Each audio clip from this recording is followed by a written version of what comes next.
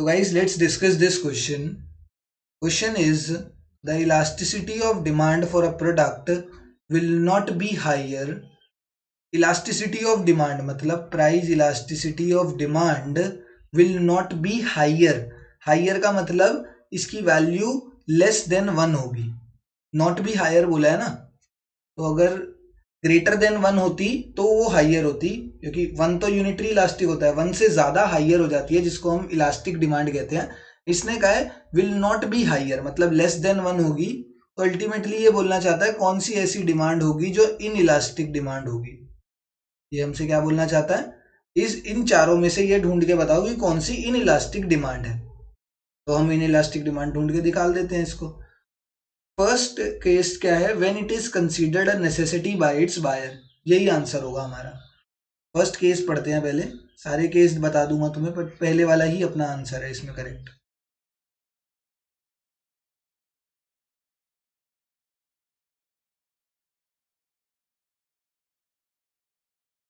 Necessity goods जो होते हैं ना, नेसेसिटी गुड्स या नेसेसरी गुड्स, जैसे हमारा क्या है, इसमें एग्जाम्पल के तौर पे वीट हो गया, राइस हो गया.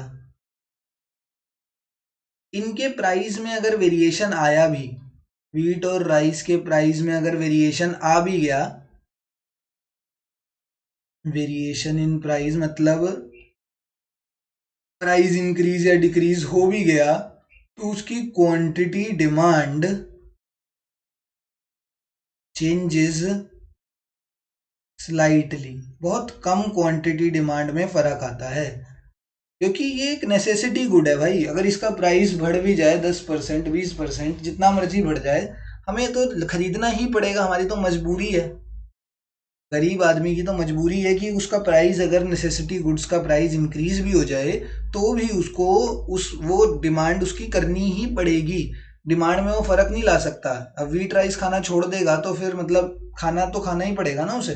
तो इस वजह से जो नेसेसिटी गुड्स होते हैं उनमें प्राइस में अगर वेरिएशन आ भी जाए तो क्वांटिटी डिमांड में कोई इतना खासा चेंज नहीं आता. क्वांटिटी डिमांड बहुत कम वेरी करता है, ठीक है. तो इसी वजह से, और जिसमें क्वांटिटी डिमांड स्लाइटली चेंज करता है, हल्का फुल्का चेंज करता है, मतलब क्या होता है, लेस रिस्पॉन्सिव होता है. चेंज तो कर रहा है बट ढीला डाला बंदा है, धीरे धीरे से चेंज कर रहा है. तो लेस रिस्पॉन्सिव अगर होता है तो उस केस में कैसी डिमांड होती है, इन इलास्टिक डिमांड होती है. Option number 1 is our correct answer to this question. आगे देखने की जरूरत नहीं है, बट एक बार बता देता हूँ, जितने ज्यादा सब्सटीट्यूट्स अवेलेबल होंगे प्रोडक्ट के, उतना ही ज्यादा उसकी इलास्टिक डिमांड होगी. रीजन बीइंग, आंसर देखो अपना 1 आ गया है, बट एक बार फिर भी समझ लो. सब्सटीट्यूट्स जितने ज्यादा अवेलेबल होंगे, जैसे यहाँ पर मैंने बात करी सब्सटीट्यूट्स, एक प्रोडक्ट है जैसे पार्ले जी, या पार्ले जी नहीं, इसका मैं एग्जांपल मुझे याद आ गया, मैगी का एग्जांपल लेके देखो.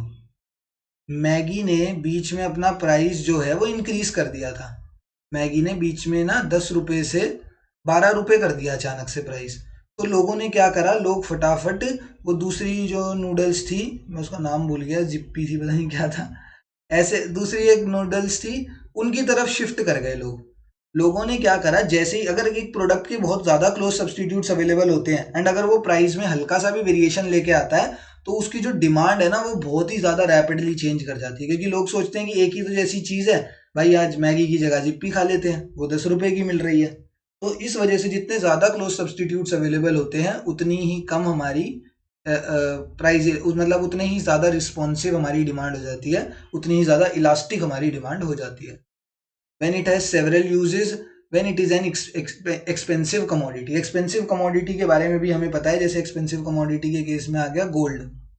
गोल्ड के प्राइस में अगर हल्का सा भी वेरिएशन आया, कल को मैंने या आज मैंने तुमसे कहा, मुझे पता लग गया कि गोल्ड का प्राइस 10% कम हो गया, मैं क्या करूंगा, फटाफट सब काम वाम छोड़ के, रिकॉर्डिंग छोड़ के, मैं जाऊंगा वहां पर सोने की दुकान पर, या मैं खरीद लूंगा पेटीएम गोल्ड. मैं कहूंगा आज पेटीएम गोल्ड खरीद लेते हैं, 10% प्राइस कम है भैया, कल या अगले महीने या 3 महीने बाद जैसे ही प्राइस बढ़ेगा उसको बेच दूंगा, मेरी कमाई हो जाएगी.